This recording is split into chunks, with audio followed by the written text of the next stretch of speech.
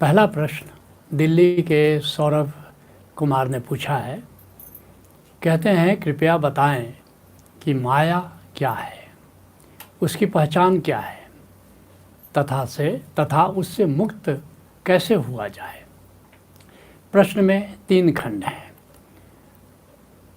उपनिषद के ऋषियों की दृष्टि है कि यह जो सृष्टि है इसके 3 स्तंभ हैं। बार बार वेदों में उपनिषदों में इसकी चर्चा होती है। वे 3 स्तंभ क्या क्या हैं? ब्रह्म है, माया है और जीव है। ब्रह्म क्या है? जो शाश्वत है, जो सदा है, वह ब्रह्म है। क्या है शाश्वत? यह जो निराकार आकाश है, ये चैतन्य है, ये जीवंत है और ये शाश्वत है। इसमें कोई परिवर्तन नहीं होता। गुरु नानक देव जी कहते हैं, आद सच जुगादि सच है भी सच और नानक होसी भी सच। सदा ये शाश्वत रहा है, आज भी शाश्वत है, आगे भी शाश्वत रहेगा। माया क्या है? जो परिवर्तनशील है, जो अभी है और कभी नहीं है, सदा परिवर्तनशील है। और जब दोनों का संगम होता है तो उससे जीव बनता है, अर्थात ब्रह्म और माया का संगम जीव है। इसको और भी ज़रा ठीक से समझ लें। जैसा मैंने कहा, ये जो निराकार है यह ब्रह्म है और यही जीव के भीतर आत्मा के रूप में विद्यमान है। आत्मा भी शाश्वत है, सदा है, उसमें परिवर्तन नहीं होता।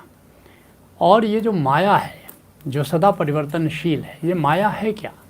ये जो 5 तत्व है, पृथ्वी तत्व है, जल तत्व है, अग्नि तत्व है, वायु तत्व है, आकाश तत्व है, ये जो 5 तत्व हैं ये सदा परिवर्तनशील है और यही माया है। दूसरे शब्दों में कह सकते हैं कि निराकार ब्रह्म है और जो आकार है वह माया है और दोनों के संगम से जीव का निर्माण होता है। उसमें थोड़ा आकार है, उसमें थोड़ा निराकार है। तो फिर माया क्या है? इसको और भी साफ करते हुए रज्जब साहब राजस्थान के संत हुए, कहते हैं कि संतों आए जाए सो माया। बड़ी सुंदर परिभाषा उन्होंने दिया है कि जो आता है और जाता है बस माया है। जो ठहरा नहीं है, जो सदा नहीं है, बस अभी है अभी नहीं है, जिसमें सदा परिवर्तनशील है, वह माया है। इसको चरणदास संत हुए दिल्ली के, उन्होंने भी बड़े प्यारे अंदाज से कहा है। कहते हैं कि मिटते सु मत प्रीत कर। जो भी मिटा जा रहा है उससे प्रीत मत करो, क्योंकि वो माया का हिस्सा है। तो प्रीत किससे करो? रहते सु कर प्रीत। जो सदा है, सदा विद्यमान है, सदा स्थिर है, जो चंचल नहीं है, जो स्थिर है, वह ब्रह्म है और उससे प्रीत करो। आपके प्रश्न का दूसरा खंड है कि फिर माया की पहचान क्या है। ये बड़ा महत्वपूर्ण है कि माया को सहज ढंग से हम कैसे पहचान लें कि हम माया में फंसे हुए हैं। तो इसके लिए कुछ बहुत स्थूल पहचान हम आपको बताना चाहेंगे। पहली पहचान है, क्या पहचान है? कि धन माया है। धन माया है और धन बहुत आकर्षित करता है। धन के पीछे दुनिया पागल है, तो धन माया है। कबीर साहब कहते हैं, ऊंचा नीचा महल बनाया और गहरी नेव जमाता है। ऊंचे ऊंचे मकान हम बनाते हैं, बड़ी पूंजी लगाते हैं और कौड़ी कौड़ी माया जोड़ी और गाढ़ जमी में धरता है। पुराने ज़माने की उपमा है। आप लोग बैंकों में जमा करते हैं धन, पहले ज़माने में ज़मीन में गाड़ करके धन रखा करते थे। वह माया का हिस्सा है। अगर तुमको धन से मोह है, अगर धन से राग है, तो समझना कि माया से राग है। दूसरी पहचान क्या है माया की? कहते हैं कि दूसरी पहचान है कि मन माया है। मन माया है। और एक बड़ी विचित्र बात है कि उपनिषद के ऋषियों ने कहा था, या वेद के ऋषियों ने कहा था कि ये जो माया है यही सुख दुख का कारण है। अर्थात जो मिटा जा रहा है उससे हमारा जो मोह है ये हमारे सुख दुख का कारण है। गौतम बुद्ध आए, उन्होंने कहा कि नहीं, मन हमारे सुख दुख का कारण है। बड़ा विवाद छिड़ा। गौतम ने कह दिया, गौतम ने कहा, भिक्षुओं सुनो, मन ही सुख दुख का मूल हो, जो है उसका कर्ता न मान। परमात्मा है, उसका कोई मान नहीं, जो नहीं मिला तो परेशान। तो बड़ा विवाद छिड़ा कि वास्तव में माया सुख दुख का कारण है कि मन सुख दुख का कारण है। और गौतम बुद्ध के 2000 साल बाद लगभग कबीर साहब आए, उन्होंने इस विवाद को सुलझाया। और कबीर साहब ने क्या कहा? कबीर साहब ने कहा कि क्यों विवाद कर रहे हो, मन माया तो एक है और माया मनहु समाए, और 3 लोक संशय पड़ा और काह कहूँ समझाए। मन का विस्तार माया है, तो इसलिए ये दोनों उक्तियों में बहुत ज़्यादा भेद नहीं है। तो दूसरी माया क्या है? मन माया। पहली माया है धन माया है, दूसरी माया मन माया है, तीसरी माया क्या है? बुद्धि माया है। जहाँ तक बुद्धि जा रही है समझना कि माया का विस्तार है। बुद्धि से हम ब्रह्म को नहीं जान सकते, बुद्धि माया में ही फंस जाती है, माया में अटक जाती है।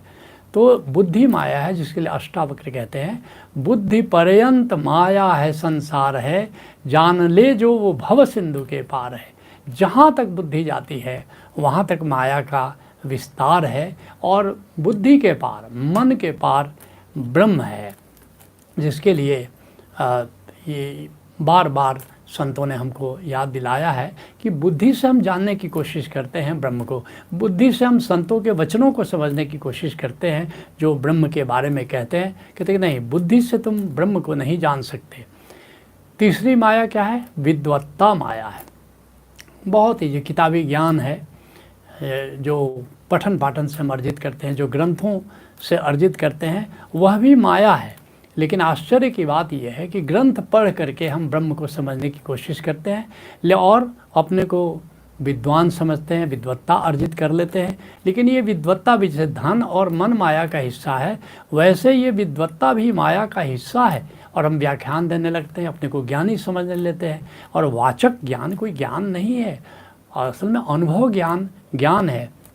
इसलिए गुरु गोविंद सिंह जी ने बड़ा सुंदर मजाक किया है, कहा है कि वास कियो बिखियान सु बैठ को, और ऐसे ही ऐसे बैस बिताए। ऊंचे मचान ऊंचे मंच पर हम बैठ जाते हैं और व्याख्यान देने लगते हैं और सोचते हैं कि बड़े ज्ञानी हैं, और ऐसे ही अपनी सारी उम्र बिता देते हैं। जिसके लिए भीखा साहब कहते हैं वेद वेदांत के अर्थ विचार। ये लोग वेद पढ़ते हैं, वेदांत पढ़ते हैं और उसके अर्थ पर बड़ा चिंतन मनन करते हैं। कहते कि नहीं, इससे नहीं होगा, बहुविधि रुचि उपजाई, और श्रोताओं में बड़ी रुचि पैदा करते हैं, श्रोताओं वाह वाह कर उठते हैं। माया मोह ग्रसित निशिबासर, और रात दिन इस तरह माया और मोह के चक्कर में फंसे रहते हैं। कौन बड़ो सुखदाई, पढ़ने लिखने से, वेद का अध्ययन करने से भला किसको आनंद मिला है। चौथी पहचान माया की क्या है? मोह अर्थात संबंधों का जाल माया है। हम संबंधों में उलझ जाते हैं, संबंधों में फंस जाते हैं, और संबंधों में उलझकर हम माया के शिकार हो जाते हैं। जिसके लिए बार बार संत चेताते हैं। शंकराचार्य कह रहे हैं जब तक धन अर्जन में सक्षम तब तक तुम सबके हो प्रियतम, जब वृद्ध हुए तो व्यर्थ हुए और घर में भी होता आदर कम। अब क्या कहते हैं? अब सारी माया मोह तजो, गोविंद भजो गोविंद भजो। अन्यत्र शंकराचार्य फिर याद दिलाते हैं, है धन अनर्थ की जड़ इसको, तुम बार बार सोचो समझो। धनवान पुत्र से भी डरता, चिंतित रहता है व्यर्थ हो। अब धन संग्रह का मोह तजो, गोविंद भजो गोविंद भजो। माया की पांचवी पहचान क्या है? अहंकार माया है। अहंकार माया है, मैपन माया है।